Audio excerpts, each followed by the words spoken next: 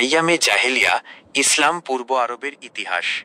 আইয়ামে জাহেলিয়া, যার বাংলা অর্থ অজ্ঞতার যুগ, হল ইসলাম ধর্মের আবির্ভাবের আগের সময়ের আরব উপদ্বীপের অবস্থা।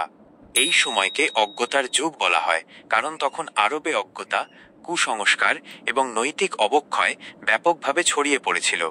আইয়ামে জাহেলিয়ার কিছু প্রধান বৈশিষ্ট্য: ধর্মীয় অবস্থা। এই যুগে আরবে কোনো নির্দিষ্ট বা সংগঠিত ধর্ম ছিল না। বেশিরভাগ মানুষই মূর্তি পূজা করত। পবিত্র কাবা ঘরে ৩৬০টিরও বেশি মূর্তি ছিল, যার মধ্যে হুবাল ছিল প্রধান। এছাড়া কিছু মানুষ ইহুদি ও খ্রিস্ট ধর্মানুসারে জীবনযাপন করত। সামাজিক অবস্থা। সমাজে নানা ধরনের কুসংস্কার প্রচলিত ছিল। নারীদের কোনো সম্মান ছিল না এবং কন্যা সন্তানদের জীবন্ত কবর দেওয়া একটি স্বাভাবিক প্রথা ছিল। গোত্রীয় সংঘাত ছিল নিত্যনৈমিত্তিক ব্যাপার এবং সামান্য কারণে বছরের পর বছর ধরে যুদ্ধ চলত। দাসপ্রথা প্রচলিত ছিল এবং দাসদের প্রতি আচরণ ছিল অত্যন্ত অমানবিক। রাজনৈতিক অবস্থা। আরবে কোনো কেন্দ্রীয় শাসন ব্যবস্থা ছিল না।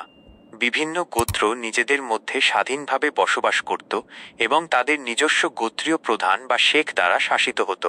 গোত্রীয় সংহতি ছিল খুব শক্তিশালী, কিন্তু এই সংহতি প্রায়শই অন্য গোত্রের সঙ্গে সংঘর্ষের কারণ হতো। অর্থনৈতিক অবস্থা। সেই সময়ের আরবের অর্থনীতি মূলত ব্যবসা বাণিজ্য এবং পশুপালনের ওপর নির্ভরশীল ছিল। মক্কা ছিল একটি গুরুত্বপূর্ণ বাণিজ্যিক কেন্দ্র, তবে অর্থনৈতিক বৈষম্য ছিল প্রকট। ধনী ও দরিদ্রের মধ্যে ব্যবধান ছিল অনেক বেশি। এই অন্ধকারাচ্ছন্ন ও বিশৃঙ্খল যুগ থেকে মানবতাকে মুক্তি দিতেই ৬১০ খ্রিস্টাব্দে মহানবী হজরত মুহাম্মদ সাল্লাল্লাহু আলাইহি ওয়াসাল্লামের মাধ্যমে ইসলামের আগমন ঘটে।